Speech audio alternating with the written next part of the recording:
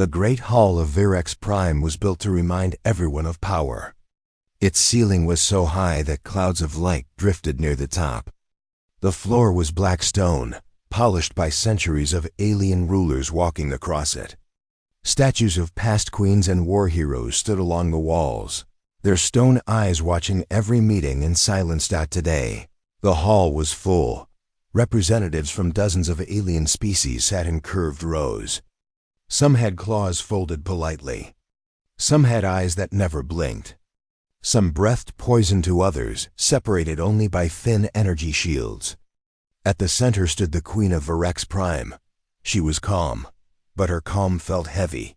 Everyone already knew the rumor. The Queen was pregnant. That alone was enough to shake the galaxy.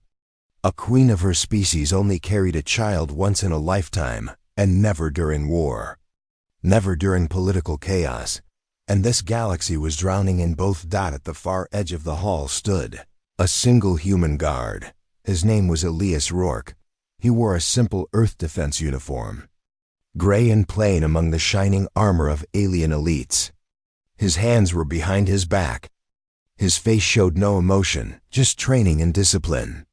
Humans were still new to the stars, and most species barely noticed them. Until now.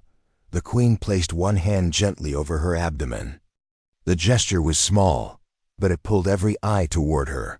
"The rumors are true," she said, her voice soft but powerful.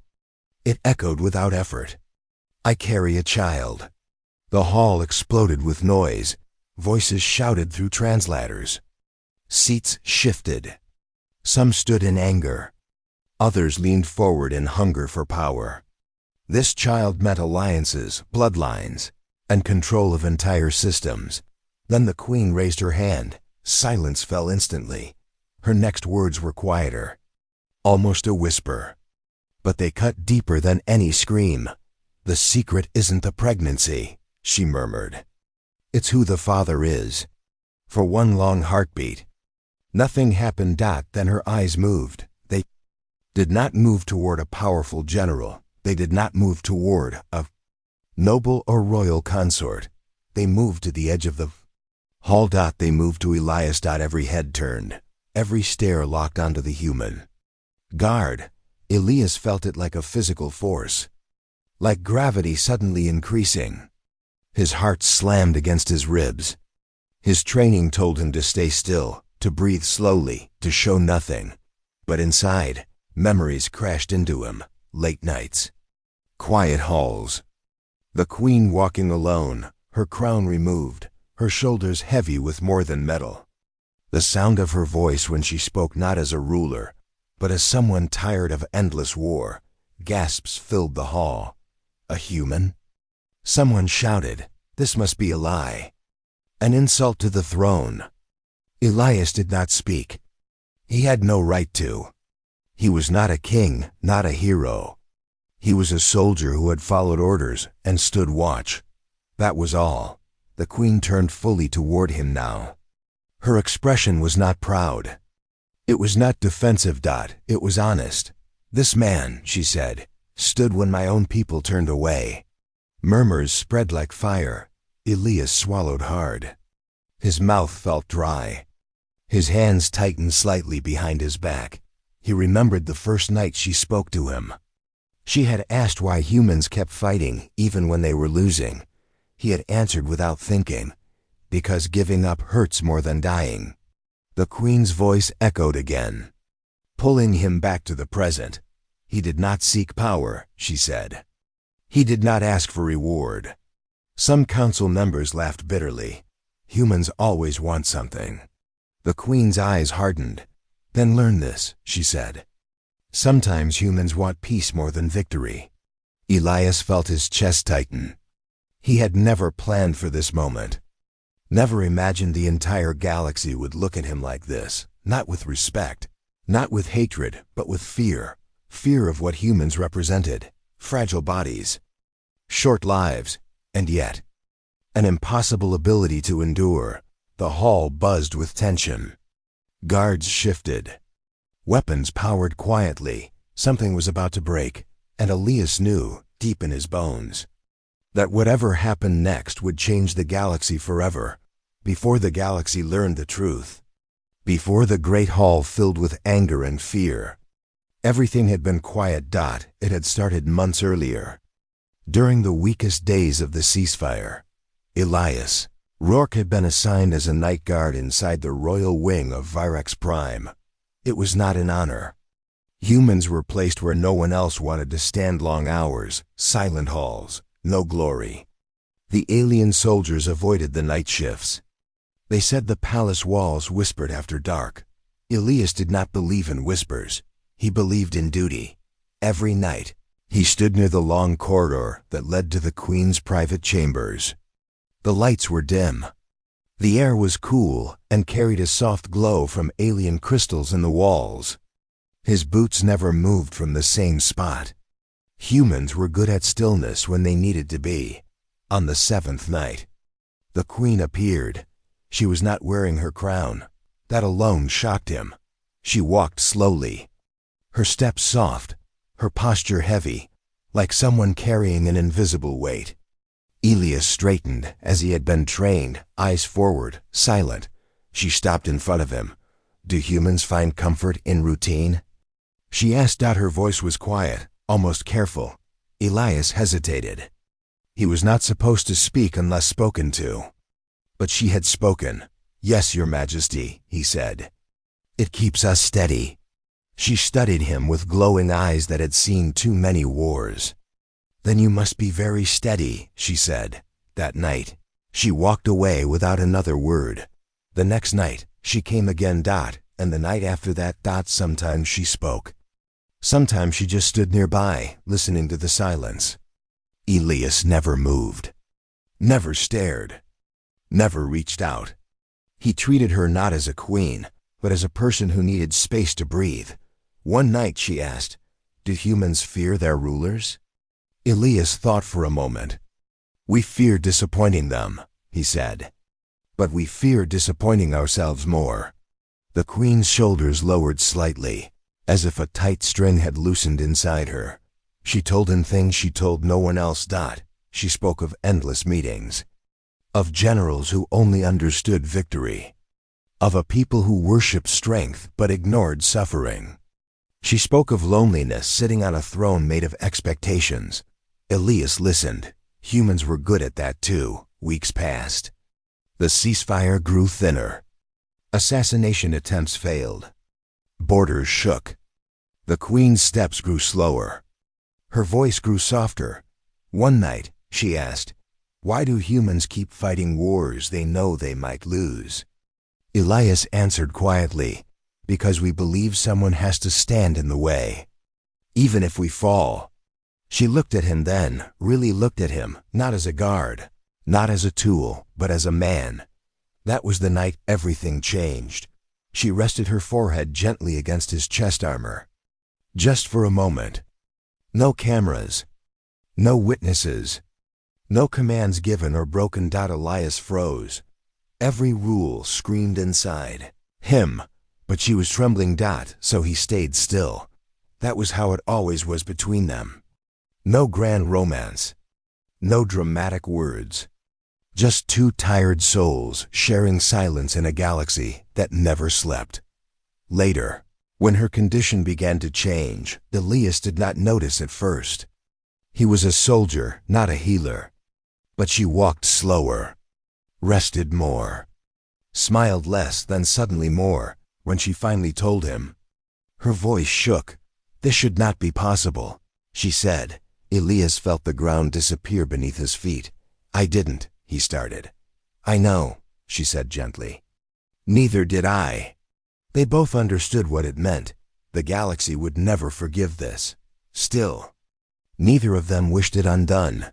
When Elias returned to his post that night, he stood straighter than ever before, because he knew something now. Sometimes, peace does not begin with treaties or fleets. Sometimes, it begins with a single human who chooses to listen in the dark. The news spread faster than light. Across the Great Hall, whispers became shouts. Shouts became arguments. Arguments became almost fights. The moment the queen revealed the secret of the father, the room changed from a place of order into a storm of disbelief and rage. Every noble, general, and council member tried to process what they had just heard. A human. A fragile, unremarkable human, the kind most species barely tolerated, was the father of the queen's child. Some of the council members could not hide their disgust. "This is contamination," a large winged delegate screeched, feathers rustling with tension. "The bloodline will be dishonored. The throne will be tainted." His voice was sharp, like metal grinding against stone, and it echoed across the hall. Others whispered accusations. "This is a trap. Humans are trying to claim power they don't deserve. Our alliances will crumble." Their voices trembled with fear and hatred. It was not just shock they feared the unknown. They feared a species that was small, fragile, and underestimated, but capable of endurance they could not measure. Elias Rourke stood at the far end of the hall. His back straight, hands behind him, every muscle tense. He had been trained for war, for situations where death or diplomacy could come in a single instant. But this was something entirely different. This was judgment from an entire galaxy, and he was the target. He wanted to speak, to say something. But what could a human possibly say in a hall full of alien rulers? He was not royalty. He was not a general. He was not supposed to be here at all. And yet, the queen had chosen him. That simple act made him stand taller than he had ever imagined. "Enough!" The queen's voice rang across the hall, calm but sharp. Even the most stubborn nobles faltered at her tone. "Listen, all of you. I did not bring him here for power. I did not bring him here to manipulate or to command. I brought him here because he sees me not as a ruler, not as a symbol, but as someone who deserves respect." Murmurs rose again. Some of the council laughed, bitter and low. "Humans always want something," one of them hissed. Another spat. "This is absurd. A human could never understand the weight of leadership." The queen turned her glowing eyes to Elias, and for a moment, the hall seemed to shrink around him. "He has listened when no one else would," she said softly. "He has stood when my own people turned away. He has endured when the universe offered only despair." Her voice trembled slightly, revealing the depth of her exhaustion and the weight of the truth. "This is not about titles, alliances, or strength. It is about courage, the kind humans carry in their fragile bodies. And it is about love, the kind humans choose when it costs everything." Elias felt heat rise to his face. He had never sought recognition. He had never wanted to be the center of attention, least of all in the eyes of a galaxy that saw his kind as weak. He had only stood his post, as he always did. And now the galaxy stared at him. Weapons hummed faintly in the background. Some guards shifted their weight. Others readied defensive energy fields. Elias could feel their suspicion, their readiness to strike. If one moved the wrong way, if one interpreted his silence as defiance, war could erupt again. He drew a breath. His voice was quiet, almost a whisper, but it carried the strength of someone who had stood through worse. "I did not plan this. I did not ask for power. I did not even know it would happen," he said. "I only stood where I was told to stand. I listened where I was told to listen. I treated her like a person." The hall went silent. That word "person" hung in the air like a blade. No one had dared speak it. No one had dared remind them that a ruler, no matter how powerful, could be human in her fear, her longing, her tiredness. Some of the council's oldest members looked away. Some stared in disbelief. Some clenched fists so tight their claws cracked. Elias did not flinch. His voice grew steadier. "If you punish her or me for this, you will destroy more than a bloodline. You will destroy the chance for hope. And if this child cannot live, then what do we fight for at all?" The queen's hand rested lightly on his shoulder. That single touch did not need to be protective. It was acknowledgement. It was trust. It was the quiet assurance that no matter how loud the galaxy screamed, someone saw him. For a brief moment, the chaos seemed to pause. The council members looked at each other. The generals looked at the floor. The wings and claws and tentacles of dozens of species trembled slightly. They realized that in this human, there was not weakness, but strength they could not measure. And in that pause, Elias understood something profound. Humans were small. Humans were fragile. But humans endured. And sometimes, enduring was more powerful than conquering. The Great Hall, filled with a galaxy ready to erupt into war, held its breath. And Elias Rourke, a single human, stood unbroken in the eye of the storm. The war of judgment had begun, but he would not bow. Not yet, not ever. The Queen took a step forward, her presence calm but unshakable. The murmurs of the council dimmed as her glowing eyes scanned the room. "You ask why him?" she said softly, her voice carrying a weight no one could ignore. "Why a human? Why someone so small, so fragile? Listen carefully. You will understand." She paused, letting the hall quiet itself. Every alien present leaned in, sensing that what came next was more important than any law, any decree, any battle they had fought in centuries.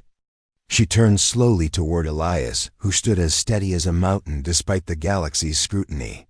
His pulse raced, but his face remained calm. He was trained to endure, but he had never known words could be as sharp or as healing as the ones the Queen was about to speak. "When I spoke of surrender," the Queen began, "my own people called me weak. When I spoke of peace, they called me a traitor. When I spoke of hope, they accused me of fantasy. Every step I took was measured against power, against conquest, against the strength of arms. And every step left me alone." Her hand touched her chest, and Elias felt the gravity of her words. Not the weight of leadership, not the weight of duty, but the loneliness that came with carrying the expectations of an entire world. He knew that weight. Humans had similar burdens, though smaller in scale.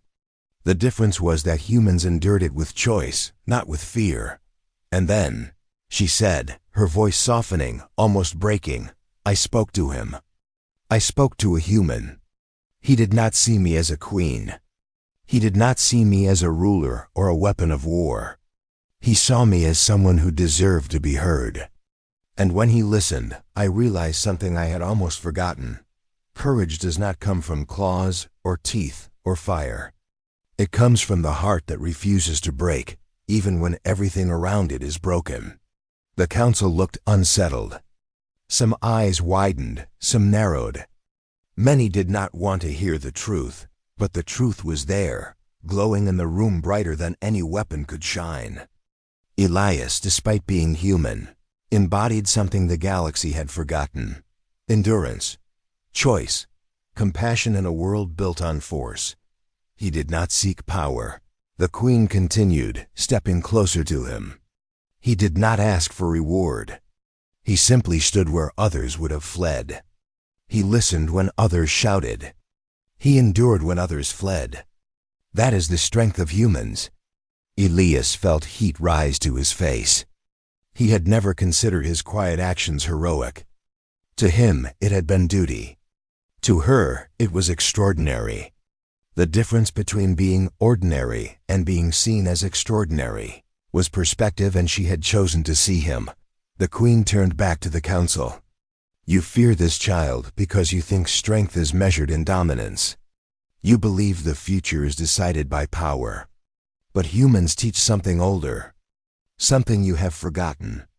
They show that endurance, courage, and love are stronger than fear, sharper than any weapon, and longer lasting than any war." Murmurs swelled again. Some aliens whispered among themselves. Could a species so small truly change the outcome of empires? Could the child of a human and a queen survive amidst hatred and suspicion? Doubt warred with wonder, and the council felt their certainty crumble. The Queen's voice rose. Not in anger, but in quiet insistence. This child carries a gift the galaxy cannot ignore. The gift of seeing beyond fear, of choosing hope, of protecting what is right, even when it costs everything. That is why I chose him. That is why this human stands where all others would kneel. That is why you must learn from him." Elias swallowed hard. The room felt heavy, but in that weight, he felt a strange warmth. He understood now. Humans were not strong because they had the might to destroy. They were strong because they had the courage to protect, to endure, and to love despite the odds. Some council members stiffened, unwilling to accept it. Others looked away, ashamed to realize that for centuries they had underestimated humans. The room was quiet again, but this time the silence was not judgmental. It was uneasy acknowledgement. And Elias, the lone human among alien power, realized that in this moment, he was not only standing for the Queen, he was standing for every human who had endured, every human who had been underestimated, every human who had chosen hope instead of fear. The Queen placed a hand gently on his shoulder. "Do not let them scare you," she whispered. "This is only the beginning. But if you stand firm, they will learn. And when they learn, the galaxy will change." Elias nodded. The burden of being seen, of being judged, and of being chosen weighed on him, but he felt ready. For the first time, he understood that being human was not weakness. It was a power the galaxy had yet to understand, and that power would not be ignored. The Council's anger did not fade. If anything, it grew. For hours, the Great Hall had been a battlefield of words, accusations, and disbelief. Some species whispered threats. Others sharpened claws or weapons under the table. They could not tolerate the idea that a fragile, small human, was tied to the throne in a way no alien had ever imagined. Then the attack came. It was sudden. A sharp blade of energy flew through the hall, aimed directly at the Queen. It hissed and glowed as it cut through the air. For a moment, time froze. Every council member gasped. Aliens with shields raised them too slowly. Security guards moved, but hesitation could cost lives. Elias did not hesitate. His training was instinct. Humans were not armored like aliens, not built to withstand lethal energy. But Elias knew one thing better than anyone else. The Queen needed to live. The child needed to live. Hope needed to survive. He moved forward. Faster than anyone expected. Faster than a human had a right to move. He pushed the blade away with his own body. The energy seared against him, burning through armor, searing his shoulder. Pain tore through him like fire. His legs buckled, but his grip did not falter. The Queen stumbled backward, wide-eyed, as Elias fell in front of her. Blood spread across the polished stone floor. Red, human red, stark against the alien black. His uniform was scorched, skin torn, and yet he stayed upright enough to shield her. "Elias!" The Queen cried, rushing forward, her voice breaking through every translator and the shocked silence of the room. Her hand glowed softly, trying to heal, but the wound was deep. Human fragility met alien magic, and the result was imperfect but alive. Medics rushed. Energy shields hummed. The attacker was neutralized before they could strike again. The hall erupted in chaos, but through it all, Elias remained the center. The fragile human who had stopped a weapon meant for a queen, for a child, for hope itself. As the medics worked, Elias opened his eyes. Pain shot through him with every breath, but he forced a small smile. "Did I do okay?" he whispered, voice hoarse, barely audible over the alarms. The Queen knelt beside him, glowing tears falling from her eyes. She touched his face gently, careful not to hurt him more. "You did what humans always do," she said softly, her voice trembling. "You protect what matters, even when it costs everything." Elias shivered, both from the pain and the weight of what he had just done. He was human, fragile, small, weak by every galactic standard. And yet, he had stopped the impossible.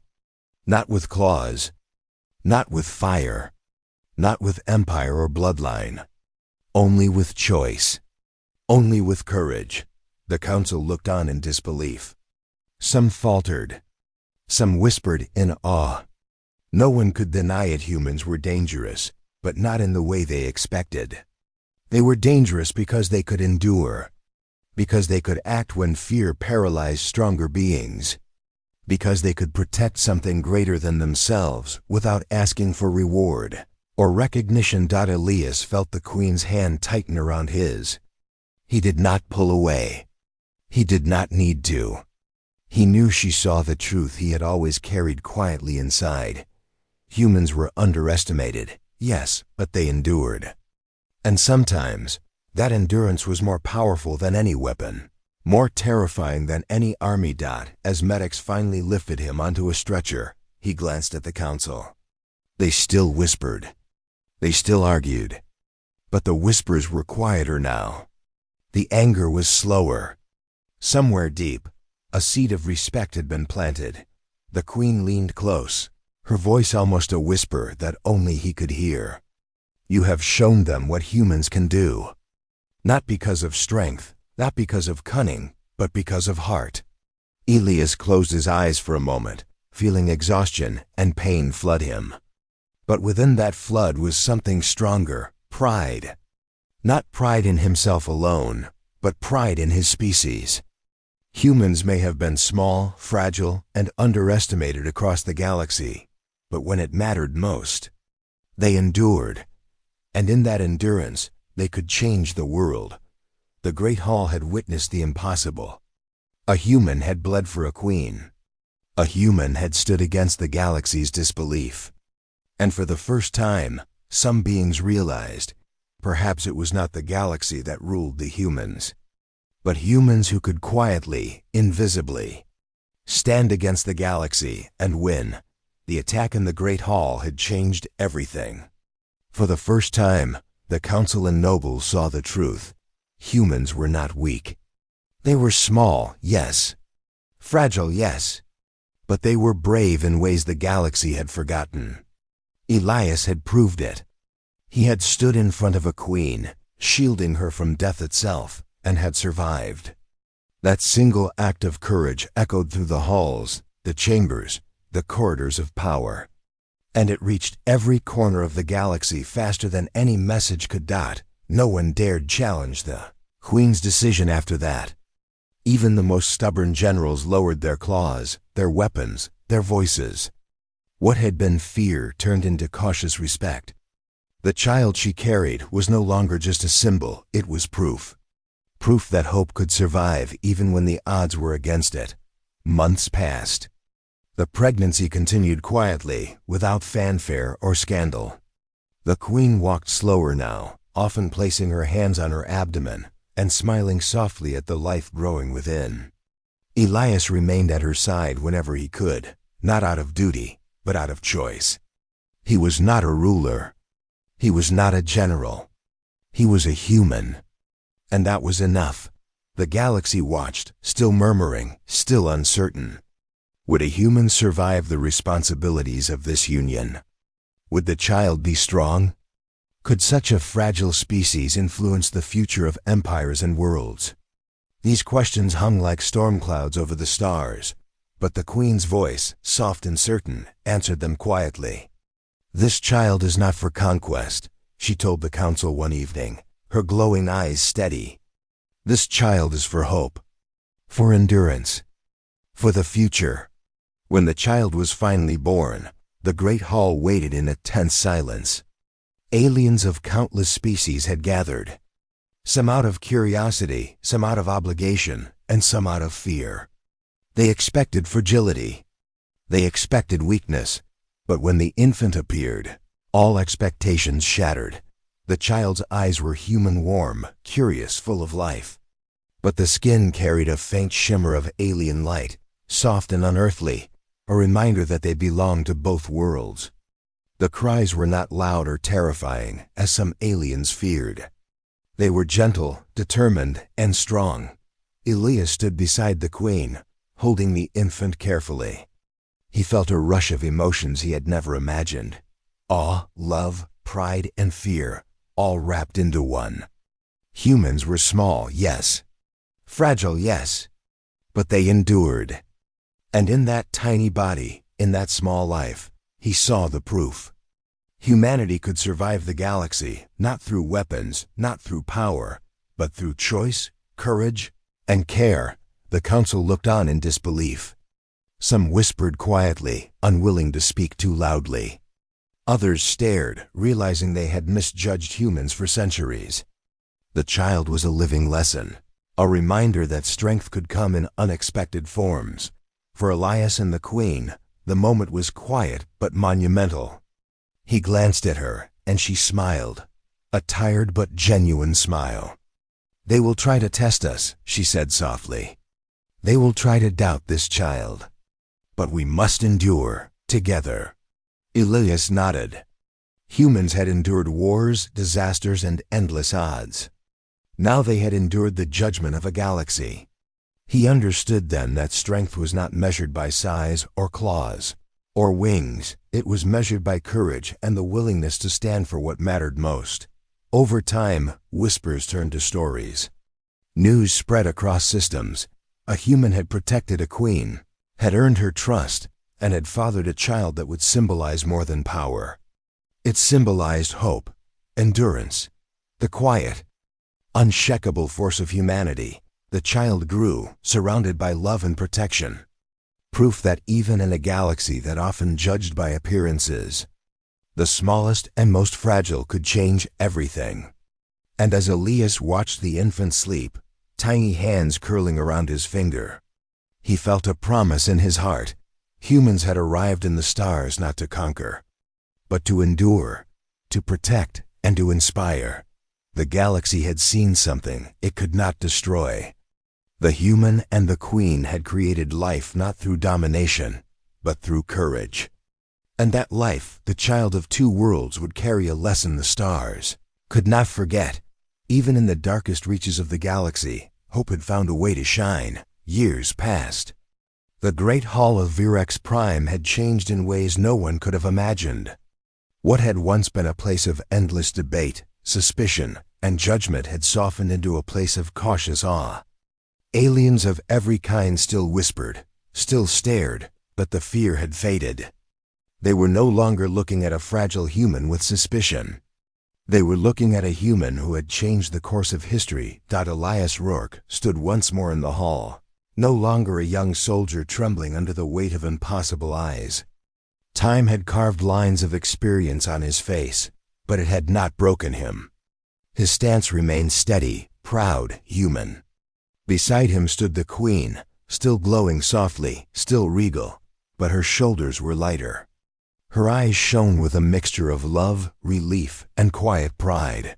And between them stood their child. A child of two worlds. A symbol of endurance and hope. Their human eyes sparkled with curiosity, while faint traces of alien light shimmered across their skin, soft and magical. The room was silent, except for the gentle hum of life itself. Every alien present, noble, general, or council member, watched in disbelief. The impossible had arrived, small and alive, and yet infinitely powerful. No one could speak at first.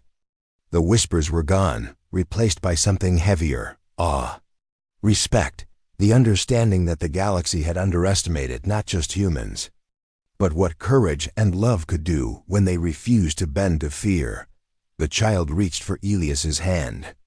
Small, delicate fingers curled around his thumb, and in that moment, the weight of history, war, and judgment seemed to lift. Elias looked at the child, and then at the queen, feeling a surge of emotions he could not name: pride, joy, relief, fear of the future. Yes, but a hope so strong it burned brighter than any star in the galaxy. The queen spoke, her voice quiet but steady, carrying across the hall. "This child carries more than life," she said. "They carry a lesson, that courage can come in the smallest of forms. That strength is measured not by claws or wings, but by the heart that refuses to give up, by the choice to stand when all else falls away. Murmurs began, soft and tentative. A few council members nodded slowly. Others lowered their claws and shields. Even the most skeptical generals looked away, ashamed to realize they had misjudged humanity for centuries. The lesson was clear. A human had endured what many believed impossible, had shielded a queen, had survived the galaxy's judgment, and had created life that could not be ignored. Elias bent down, lifting the child carefully, holding them close. He whispered words only they could hear.